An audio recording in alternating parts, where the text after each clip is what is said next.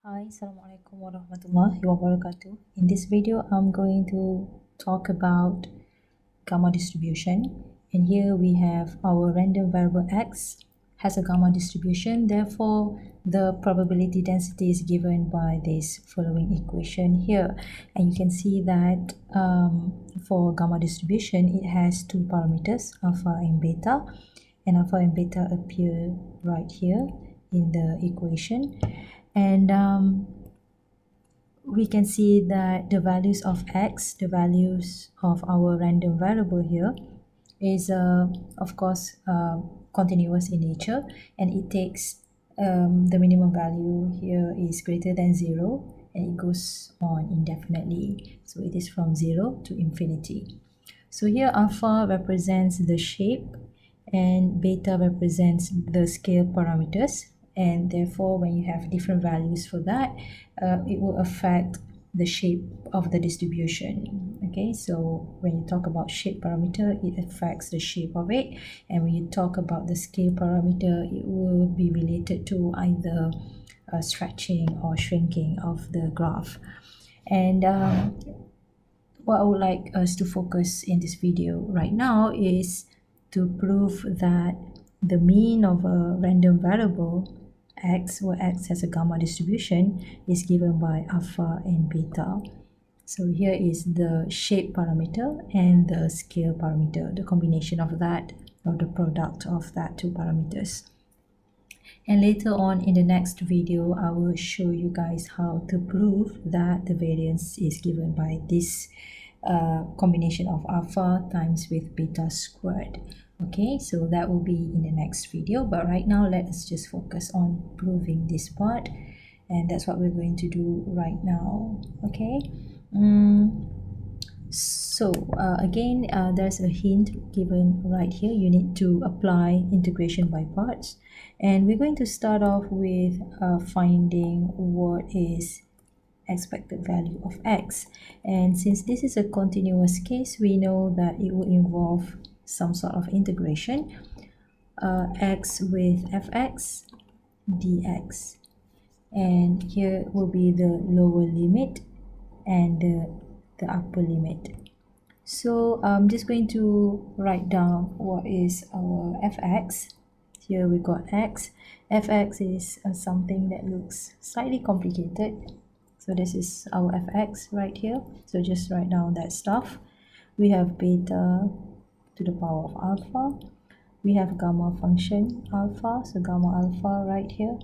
We have x alpha minus 1 e, here we got negative x over beta dx, and the limit here is going to be from 0 to infinity. 0 is the lower limit, infinity is the upper limit.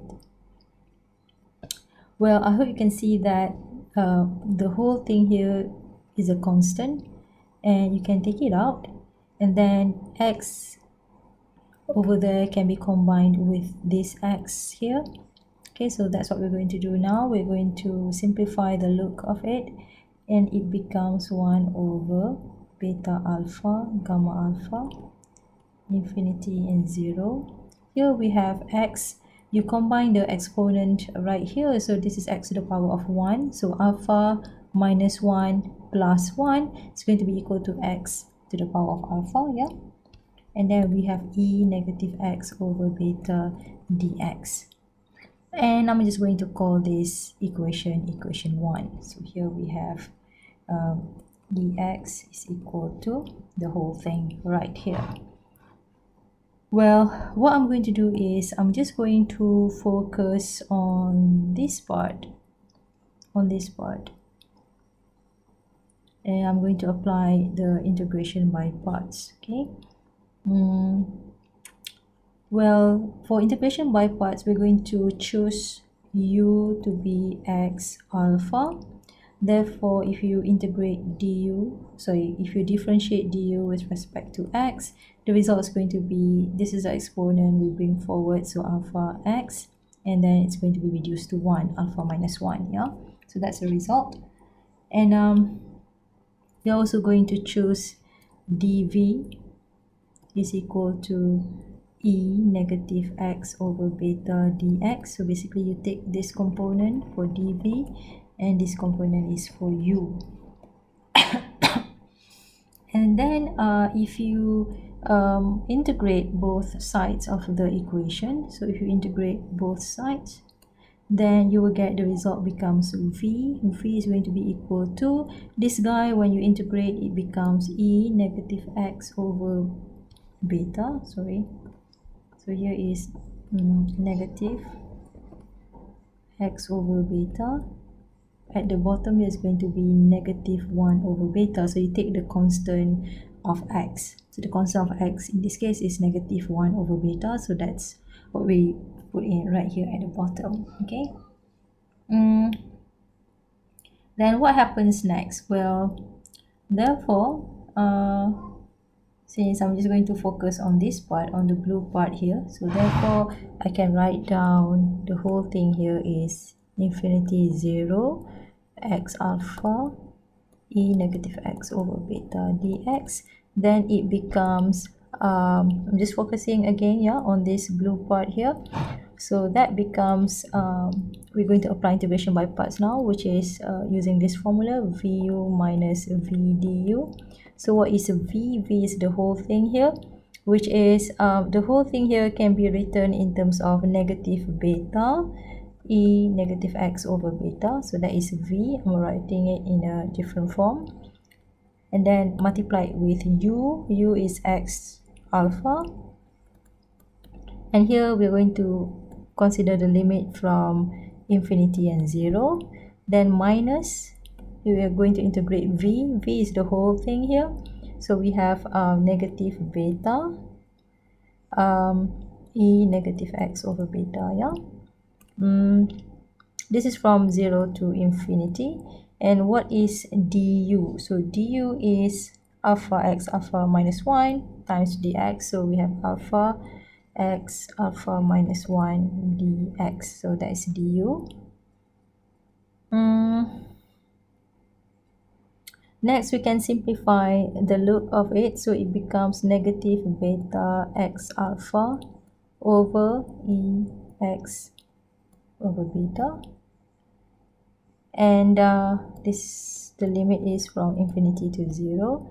Negative, negative, positive, infinity 0. Here we have actually beta and alpha. Here is a constant. They are constants. You can take it out actually, so we can take that out. So here we've got alpha beta outside, infinity 0.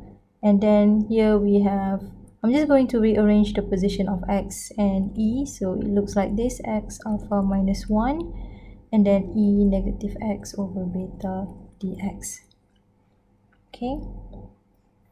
Now for this one, if you substitute, for example, infinity into this part, into x, and into x at the bottom here, you will see that for this part here it gets very large very quickly compared to the bottom part. So the result of that is going to be 0. You divide with such a large number, so it's going to be 0. And then if you substitute 0 into x, this part here becomes 0, but the bottom part here becomes 1. So 0 divided with 1 is also 0. So this part is going to be 0. Okay. Let me just write down this one. The result is going to be negative 0 plus 0. And on this part here, we have alpha and beta. And I don't think we can do much of it. Okay, so we're just going to leave it at that first. Okay, so that's all.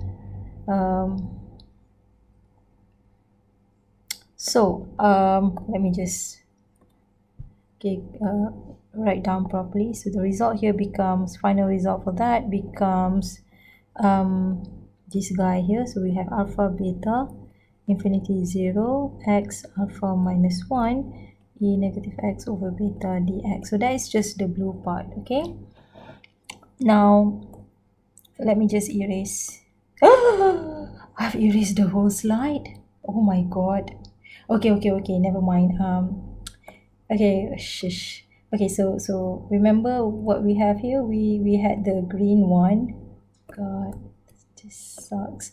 Okay, so here we've got the green equation. Just now we have expected value of x is equal to 1 beta alpha gamma alpha.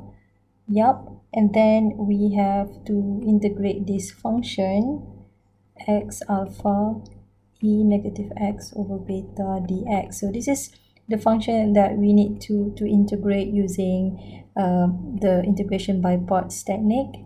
And we have managed to show that the result here is given by alpha beta, and we have infinity 0 x alpha minus 1 e negative x over beta dx. So we have managed to show that the result of the blue one here that I focus on is this one, and I have labeled the whole thing here as equation 1. So the whole thing here is equation 1.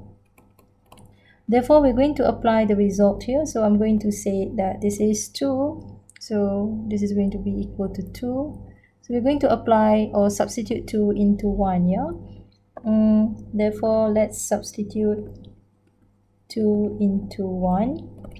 And we have Ex is equal to 1 over beta alpha gamma alpha. And here we have multiplied with alpha beta.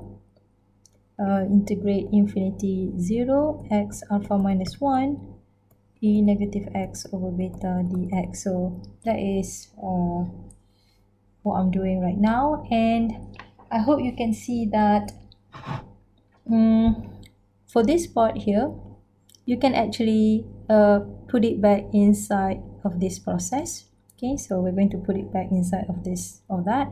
So what we have is alpha beta infinity 0 1 over beta alpha gamma alpha x alpha minus 1 e negative x over beta dx, and this part here becomes the equals to 1. So this part here becomes 1 because the whole thing that is given here, because this thing here is the probability density for gamma distribution. Okay, so we go back to this one. So this is the probability density when x has a gamma distribution, and therefore if you integrate this probability density from the lower limit, which is 0 until infinity, if you integrate that probability density, the result should be equal to 1. And this is something that you have learned in the characteristic, when you learn about characteristics of the probability density function in chapter 3. Okay, so therefore when you integrate this probability density from its lower limit to upper limit, the whole thing here becomes 1, and that's the result that we get. So we have alpha beta times 1, which is equal to alpha beta, and this is what you need to show or to demonstrate. Okay, I think that's all for now. Thank you very much for watching, and I'll see you in the next video, and I will talk about proving that the value of variance x. Okay, thanks, bye.